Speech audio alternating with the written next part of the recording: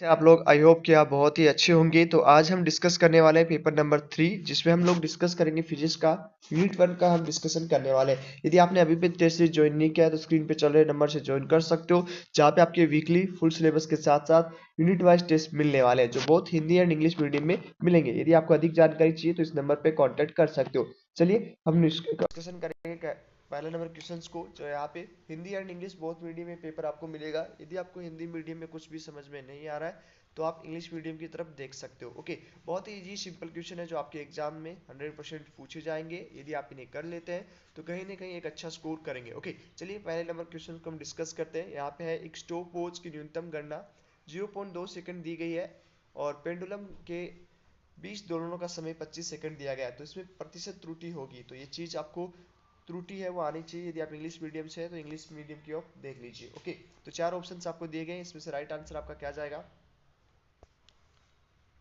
तो यहाँ पे आपका राइट आंसर जाने वाला है वो फर्स्ट आपका राइट आंसर जाएगा। ओके, चलिए नेक्स्ट क्वेश्चन को हम डिस्कस करेंगे। एक बल एफ को भुजा एल की एक वर्गाकार प्लेट में लगाया जाता है। यदि एल निर्धारित करने में प्रतिशत त्रुटि 2% है और एफ का 4% है तो दबाव निर्धारित करने के लिए अनुमत प्रतिशत त्रुटि होगी। तो ये भी आपका इजी क्वेश्चन है, बहुत ही इजी क्वेश्चन है। और इसमें आपका राइट आंसर क्या जाएगा? तो सेकंड में आपका राइट आंसर जाएगा डी। ओके, नेक्स्ट चलिए नेक्स्ट क्वेश्चन को हम डिस्कस करेंगे। किसी घन के घनत्व का उसके द्रव्यमान और उसकी भुजाओं की लंबाई मापकर मापा जाता है। इस द्रव्यमान एवं लंबाई के मापन में अधिकतम त्रुटि होती है तो क्रमशः 4 एवं 3% घनत्व के माप में अधिकतम त्रुटि क्या होगी? ये भी बहुत ही सिंपल फॉर्मूला लिखिए, त्रुटि ज्ञात कर लीजिए। ओके, तो यहाँ पे थर्ड नंबर क्वेश्चन में आपका आंसर जाएगा वो आपका आंसर जाएगा डी। डी आंसर यहाँ पे आपका जाएगा। नेक्स्ट है, यदि आराम की स्थिति में एक कार 20 सेकंड में 144 किमी प्रति घंटा, ये ध्यान रखना आपका यहाँ पे किलोमीटर प्रति घंटा यहाँ पे दे रखा है, तो ये चीज आपको ध्यान में रखना है। जब आपको नीट दी जाती है तो उसको पहले फोकस करना है। और यहाँ पे 20 सेकंड में डिस्टेंस पूछा गया, तो जल्दी से जल्दी जल्दी में गलत मत कर देना, क्योंकि यहाँ पे किमी प्रति किलोमीटर प्रति हॉनर में दिया गया है। ओके, और चलिए इसका आंसर क्या जाएगा? तो इसका राइट आंसर क्या जाएगा? तो फोर्थ में आपका राइट आंसर जाने वाला है वो ए आपका राइट आंसर जाएगा। ओके, ए आपका राइट आंसर जाने वाला है। नेक्स्ट हम बात करेंगे फिफ्थ नंबर क्वेश्चन को। एक गेंद है 122 मीटर ऊंचे पुल से गिराया जाता है। पहली गेंद के 2 सेकंड तक गिरने के बाद दूसरी गेंद को सीधे नीचे फेंका जाता है। दूसरी गेंद का प्रारंभिक वेग क्या होना चाहिए ताकि दोनों गेंद टकराए नहीं? एक ही समय में पानी की सतह। तो यहाँ पे आपका राइट आंसर क्या जाएगा? चार ऑप्शंस दे रखे हैं और इसमें से राइट आंसर क्या जाने वाला है? तो फिफ्थ में आपका राइट आंसर जाएगा ए। ए यहाँ पे आपका राइट आंसर जाने वाला है। तो फिफ्थ में क्या राइट आंसर जाएगा? ए आपका राइट आंसर जाने वाला है। ये चीज क्लियर हो चुका है। नेक्स्ट हम बात करेंगे, यहाँ पे डिस्कशन करेंगे 6 नंबर क्वेश्चंस को। एक कण को ऊर्ध्वाधर ऊपर की ओर फेंका जाता है। आधी ऊंचाई पर इसका वेग 10 सेकंड दे रखा है, 10 मीटर प्रति सेकंड। इसके द्वारा प्राप्त अधिकतम ऊंचाई क्या होगी? बहुत ही सिंपल क्वेश्चन है और इसको आप याद कर सकते हो। सिक्स में आपका राइट आंसर क्या जाएगा? तो यहाँ पे आपका राइट आंसर जाएगा ए। सेवंथ नंबर क्वेश्चन को हम डिस्कशन करेंगे। एच मीटर ऊंचे टावर के शीर्ष पे एक पिंड छोड़ा जाता है। इसे जमीन तक पहुंचने में टी सेकंड का समय लगता है, तो रिलीज होने के t/2 समय पे कहाँ रहेगा? ओके, तो ये भी बहुत ही इजी क्वेश्चन है।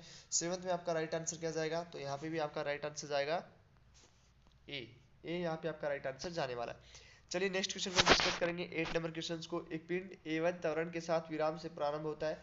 2 सेकंड बाद एक अन्य वस्तु B त्वरण A2 के साथ आराम से शुरू होती है। यदि A की शुरुआत के बाद 5वें सेकंड में समान दूरी तय करते हैं तो इसका अनुपात A1 और A2 का अनुपात क्या होगा? तो ये भी सिंपल क्वेश्चन है। ओके, और ऐसे क्वेश्चन आपके एग्जाम में पूछे जाएंगे, simple theory based and formula based. Okay, 8 में आपका राइट आंसर क्या जाएगा? तो यहाँ पे आपका राइट आंसर जाने वाला वो सी आपका राइट आंसर जाएगा। ओके, सी आपका राइट आंसर जाने वाला।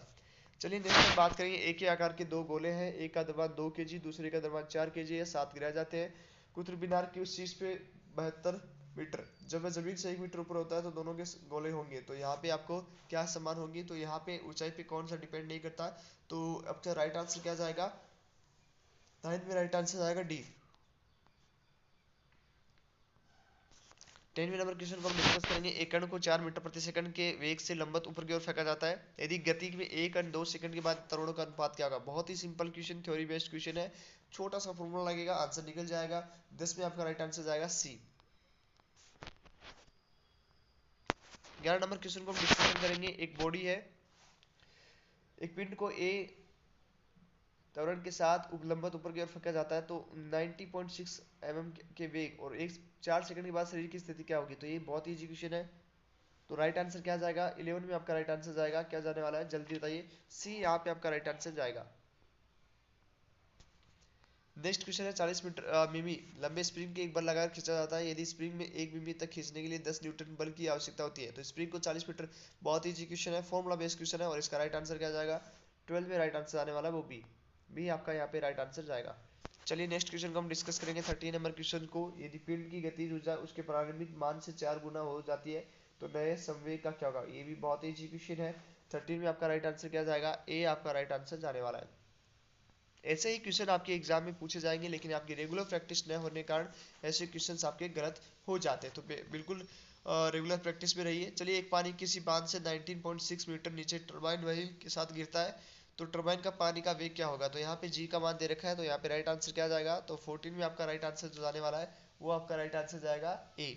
ए यहाँ पे आपका राइट आंसर जाने वाला है। चलिए नेक्स्ट क्वेश्चन को हम डिस्कस करेंगे 15 नंबर क्वेश्चन को। यदि एक आदर्श गैस है एम द्रव्यमान वी वेग से बर्तन की दीवार टकराती है तो इसमें रैखिक संवेग में परिवर्तन होगा, तो क्या होगा? तो 15 में आपका राइट आंसर जाएगा वो आपका राइट आंसर जाएगा सी। सी यहाँ पे आपका राइट आंसर जाने वाला है। नेक्स्ट टाइम 16 नंबर क्वेश्चन को हम डिस्कस करेंगे। यदि 500 मीटर सेकंड के वेग से चलते हुए रॉकेट पर 400 ईंधन की दहन की दर क्या होगी? बहुत ही सिंपल क्वेश्चन है, तो 16 में आपका राइट आंसर क्या जाएगा? तो यहाँ पे आपका राइट आंसर जो जाने वाला है वो आपका जाएगा ए। ए आपका राइट आंसर जाने वाला है। तो ये चीज क्लियर हो चुकी है, ये छोटा सा सिंपल सा क्वेश्चन है। 17 नंबर क्वेश्चन है रॉकेट इंजन के रॉकेट से पथी जो उठाता है क्योंकि गर्म गैस है क्या करती है? तो यहाँ पे 4 ऑप्शंस है, तो 17 में आपका बी आंसर जाएगा। बहुत बार एग्जाम में पूछा गया, तो ऐसे क्वेश्चंस आपके कभी भी गलत नहीं होने चाहिए। ओके, 7 में बी आंसर जाएगा। नेक्स्ट हम बात करेंगे और 17 के बाद 18 नंबर क्वेश्चन को। एक हॉकी खिलाड़ी उत्तर की ओर बढ़ रहा है, प्रतिनिधि से बचने के लिए अचानक उसकी गति में पश्चिम की ओर मुड़ जाता है, तो वह बल जो खिलाड़ी के कार्य किया है तो कौन सा बल है? तो यहाँ पे आपका राइट आंसर क्या जाएगा? सिंपल सा क्वेश्चन है, 18 में आपका राइट आंसर जाएगा वो आपका सी राइट आंसर जाने वाला है। क्या आंसर जाएगा? सी आपका राइट आंसर जाएगा। यदि हम एक गेंद को अधिकतम ऊंचाई एस तक फेंक सकते हैं तो अधिकतम क्षैतिज दूरी कितनी फेंके? तो बहुत इजी क्वेश्चन है, प्रॉब्लम बेस्ड क्वेश्चन है। 19 में क्या आंसर जाएगा? ए 2h। सिंपल, आपको ये अपने नोट्स में मिल भी जाएगा, सर ने कराया भी होगा जो टीचर से आप पढ़ते हैं। चलिए, दो बलों का सदिश योग उनके सदिश अंतरों के लंबवत होता है उस स्थिति में बल, तो बल क्या होता है? तो एक 20 में आपका आंसर जाएगा सी, एक दूसरे के बराबर होता है।